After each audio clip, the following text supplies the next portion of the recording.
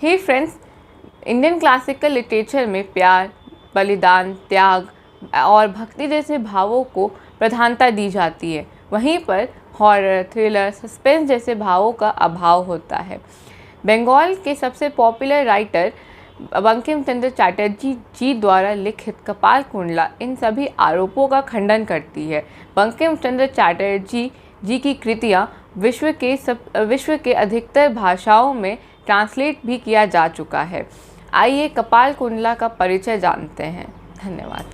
दोस्तों, कपाल कुंडला उपन्यास की शुरुआत एक नाव के नदी के मुहाने के अनंत जल राशि में दिशा भ्रम से भटक जाने से होती है। अब इस नदी को रसूलपुर की नदी के नाम से जानते हैं। नाव जब बालू के घाट पर किनारे लगती है, भूखे प्यासे लोग रसोई का प्रबंध करने लगते हैं। नाव के एक युवक नव कुमार को लकड़ियाँ लाने के लिए भेजा जाता है। वो लकड़ियाँ लाने चला जाता है। इसी बीच नदी के पानी में ज्वार आ जाने पर नाविक ज़ोर ज़ोर से हल्ला करने लगता है कि सभी यात्री नाव पर सवार हो जाए, वरना वह छोड़कर चला जाएगा। सभी यात्री डर से नाव पर सवार हो जाते हैं। नव कुमार वहीं छूट जाता है। नव कुमार जब लकड़ियाँ लेकर लौटते हैं तो खुद को अकेला पाते हैं। रात बीत जाती है। अंधेरे में उन्हें दूर कहीं अग्नि दिखाई पड़ता है, तो वो वहाँ पहुँचते हैं। पहुँचकर देखते हैं कि एक कपालिक अपनी पैशाचिक साधना में लीन है। कपालिक की नज़र भी नव कुमार पर पड़ जाती है। कपालिक नव कुमार का आवभगत करते हैं, खाना पीना देते हैं, किंतु कपालिक का उद्देश्य तो नव कुमार की नरबली देना था। नव कुमार कपालिक के चंगुल में फंस गए थे। अब इस चंगुल से उन्हें एक खूबसूरत लड़की निकाल लेती है। वो लड़की है कपाल कुंडला। कपाल कुंडला से ही नव कुमार का विवाह कर दिया जाता है और उन्हें नज़दीक के नगर मेदिनी नगर पहुंचा दिया जाता है। मेदिनीपुर पहुंचने के बाद नव कुमार कपाल कुंडला के साथ अपने गांव सप्तग्राम की ओर निकलते हैं। रास्ते में उनकी मुलाकात एक मुस्लिम युवती मोती बीवी से होती है। घर पहुंचने पर नव कुमार और कपाल कुंडला का जोरदार स्वागत होता है। कपाल कुंडला को यहाँ एक नया नाम मिलता है, मृण्मयी। अगले खंड में मोती बीवी के बारे में बताया गया है कि मोती बीवी के पिता हिंदू धर्म छोड़कर मुस्लिम धर्म अपना लिए थे और आगरा में आकर बस गए थे।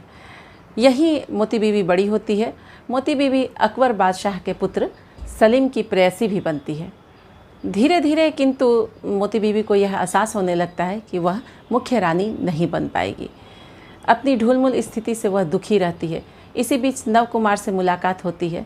नव कुमार में उसे अपना सुरक्षित भविष्य दिखता है। वह आगरा छोड़कर इसी ग्राम सप्तग्राम में आकर एक अट्टालिका में रहने लगती है। नव कुमार को बुलवाती है, नव कुमार के समक्ष प्रणय निवेदन करती है, किंतु नव कुमार इसे पूरी तरह से ठुकरा देते हैं।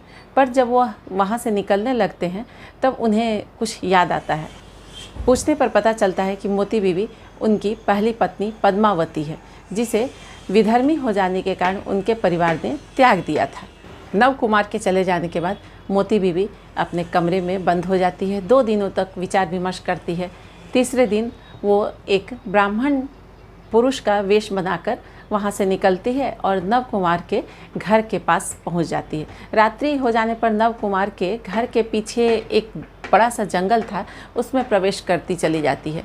आगे जाने पर उसे एक रोशनी दिखाई पड़ता है, जहाँ पे कोई कपालिक मंत्रोच्चार कर रहा है और नाम ले रहा है कपाल कुंडला का ही। इसी बीच कपाल कुंडला अपनी ननद को वशीकरण मंत्र लाकर देने के लिए अपने घर के पीछे जंगल में जाती है। जंगल में जाने पर वह भी उसी रोशनी के प्रति आकृष्ट होती है और वहीं पहुंचती है जहां पे मोती बीवी और कपालिक आपस में वार्तालाप कर रहे होते हैं। कपाल कुंडला को देखकर मोती बीवी उसके नज़दीक आती है, बातचीत होती है। कपाल कुंडला अपने घर लौट आती है, किंतु कपालिक उसका पीछा करता है। जब कपाल कुंडला दूसरे दिन सुबह में उठती है तो उसे अपने कमरे में एक पत्र मिलता है। उस पत्र में पुरुष वेशी ब्राह्मण से मिलने की बात कही गई होती है। नव कुमार भी उस पत्र को चुपके से पढ़ लेते हैं। इस पत्र को पढ़ने के बाद नव कुमार को बहुत दुख होता है और उन्हें यह लगता है कि कपाल कुंडला विश्वासघातनी है। रात में कपाल कुंडला उससे मिलने के लिए निकलती है, उस ब्राह्मण वेशी पुरुष से। तो नवकुमार उसका पीछा करते हैं, किंतु घर के दरवाजे के पास कपालिक को पाते हैं।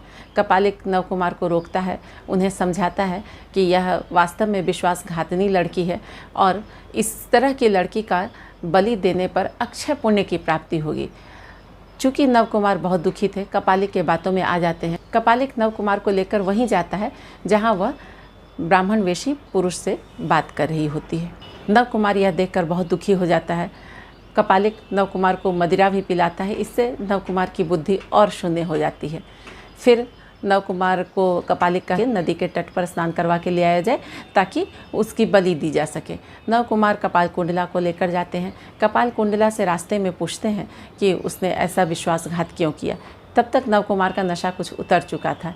कपाल कुंडला कहती है कि मैं किसी ब्राह्मण पुरुष से नहीं मिल रही थी, बल्कि वह आपकी पत्नी पद्मावती ही है। फिर कहती है कि अब मैं अपने घर नहीं वापस जाऊंगी, मैंने अपने जीवन का त्याग करने का निर्णय ले लिया है, मैं अपने जीवन को भवानी को समर्पित करूंगी। जहाँ पर ये बातचीत हो रही थी, नदी का किनारा था, तेज़ पानी का प्रवाह आया और कपाल कुंडला को बहाकर ले गया। नवकुमार यह देखकर विस्मित हो गए, वो भी पानी में कपाल कुंडला को बचाने के लिए कूद पड़े। किंतु इस कहानी का अंत इस प्रकार होता है कि पाठक को ये पता नहीं चला कि नवकुमार और कपाल कुंडला उस पानी में कहाँ विलीन हो गए। तो दोस्तों, इस प्रकार इस रहस्यपूर्ण और रोमांचक उपन्यास, जिसे भारत का पहला सस्पेंस थ्रिलर उपन्यास भी कहा जाता है, समाप्त होता है।